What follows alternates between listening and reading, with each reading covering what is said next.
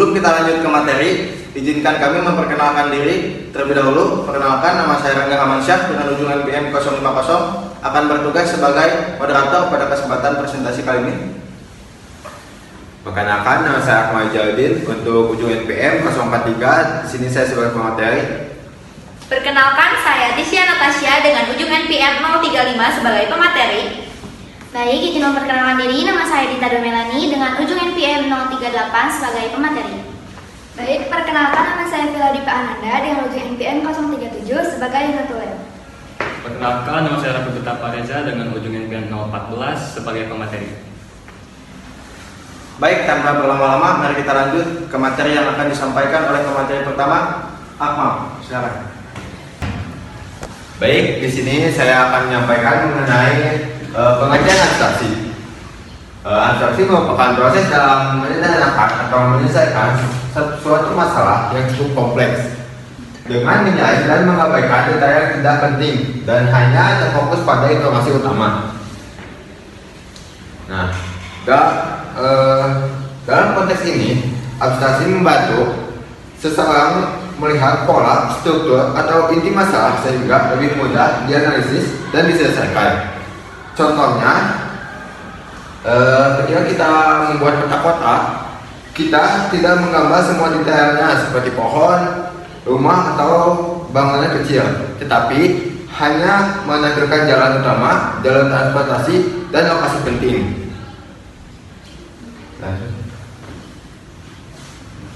Tujuan abstraksi ini meliputi yang pertama, mencari data atau informasi penting dari kumpulan data. Yang kedua, memisahkan satu bagian jadi bagian-bagian lainnya. Dan yang terakhir, memudahkan menyelesaikan sebuah permasalahan.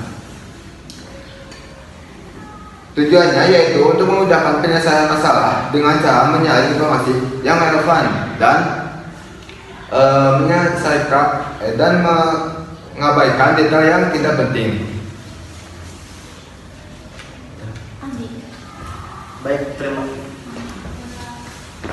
Baik, terima kasih kepada Saudara Akmal sudah memaparkan untuk materi pertama, dan untuk materi kedua akan disampaikan oleh Saudari Dita. Kepadanya silakan.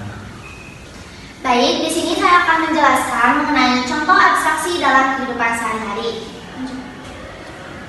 Yang pertama, dalam mengelola keuangan. Dalam mengelola keuangan, abstraksi berarti menganalisis dan menyederhanakan pencatatan keuangan yang berfokus pada hal-hal yang penting dan mengabaikan detail kecil yang kurang relevan. Misalnya, pada pengeluaran membeli makanan siang atau keperluan rumah tangga, hal tersebut dapat kita kategorikan ke dalam kategori yang lebih umum seperti kebutuhan pokok, hiburan, atau tabungan yang diimplementasikan melalui sebuah grafik atau diagram. Dengan begitu, kondisi keuangan dapat mudah dipahami. Selanjutnya, yang kedua, dalam membuat jadwal harian mahasiswa. Dalam membuat jadwal harian mahasiswa ini, abstraksi berarti menyederhanakan berbagai aktivitas sehari-hari ke dalam waktu yang lebih umum sehingga lebih mudah diatur dan dipahami. Contohnya, dalam pembagian waktu untuk mencuci piring, mencuci pakaian, mengerjakan tugas, istirahat, dan lain-lain. Nah, mahasiswa cukup mengelompokkannya ke dalam kategori besar seperti pukul 5 sampai 7 rutinitas pagi, pukul 7 sampai jam 12 kuliah atau belajar, jam 12 sampai 13 istirahat, 13 sampai jam 3 mengerjakan tugas. Nah, dengan cara inilah mahasiswa bisa mengatur jadwal hariannya menjadi lebih ringkas, terstruktur, dan fokus pada prioritas utama tanpa harus memikirkan detail kecil yang tidak perlu. Nah, lalu ada contoh abstraksi dalam komputasi, yaitu yang pertama kita ambil cold storage. Abstraksi dalam cold storage ini terjadi ketika user atau pengguna akan mengakses dan menyimpan file ke dalam Google Drive atau cold storage, dan mereka hanya mengklik tombol upload dan download. Padahal di balik itu semua, data yang akan kita upload atau kita akses akan dipecah menjadi bagian-bagian kecil, lalu dikirim lewat jaringan internet dan dienkripsi agar aman. Semua detail teknik ini disembunyikan dari user sehingga yang terlihat hanyalah file yang sudah tersimpan rapi di folder cloud dan terlihat seperti penyimpanan biasa di laptop.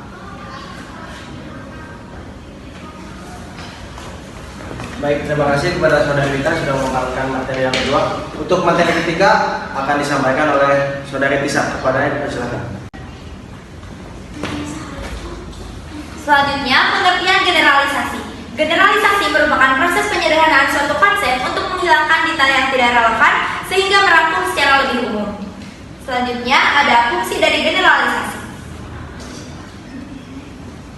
Nah, generalisasi ini memiliki beberapa tujuan dan fungsi seperti menyederhanakan dan merangkum untuk membuat kesimpulan yang lebih umum. Yang kedua, juga dapat menemukan pola-pola khusus untuk menjelaskan dan memahami sebuah fenomena. Dan yang ketiga, untuk pengambilan keputusan berdasarkan gambaran umum dan fakta. Dan yang terakhir adalah sebagai dasar pembentukan teori yang dapat digunakan untuk membuat prediksi yang akan datang. Sekian, terima kasih.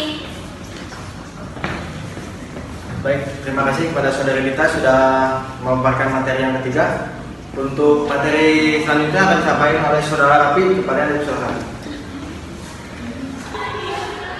Baik, izin masuk.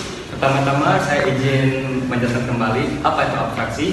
Yaitu jadi kita mengumpulkan data hanya yang pentingnya saja. Kemudian untuk generalisasi itu mengambil semua data yang penting itu untuk disimpulkan. Nah, sekarang saya akan menjelaskan tentang hubungannya. Generalisasi digunakan sebagai penarikan kesimpulan dari detail-detail hasil abstraksi yang telah disaring. Dengan abstraksi, kita bisa mengabaikan rincian yang tidak dibutuhkan dalam sebuah kasus agar lebih mudah dipahami untuk menyelesaikan masalah baru. Nah, letak hubungannya itu seperti dua orang yang berpegangan tangan. Karena tanpa salah satu, kita akan sulit untuk melakukan generalisasi tanpa abstraksi atau sebaliknya. Nah, dari itu untuk manfaatnya itu memudahkan kita dalam mengelola dan mengembangkan sistem tanpa harus memahami detail yang rumit. Contohnya saat kita menggunakan HP, terus kita buka website nih. Nah, kita tidak perlu tuh ngerti coding-codingnya yang di background. Cuman fokus pada menu seperti tombol dan lain-lainnya. Kemudian seperti untuk sekarang kerja kelompok, kita kan dibagi ya. Gak semuanya harus mengerti, cuma bagian-bagian saja. Seperti saya cuma di bagian hubungannya, dan rekan-rekan saya itu ada juga materi masing-masingnya. Baik, dari itu saya. Terima kasih. Terima kasih kepada saudara Rapi sudah memaparkan materi yang keempat. Untuk selanjutnya kepada Viola dipersilakan. Baik, karena presentasi kami dilakukan secara online, kami akan membuka sesi tanya jawab melalui komentar. Jadi yang ingin bertanya silahkan berkomentar di bawah. Telah sampailah kita di akhir presentasi hari ini.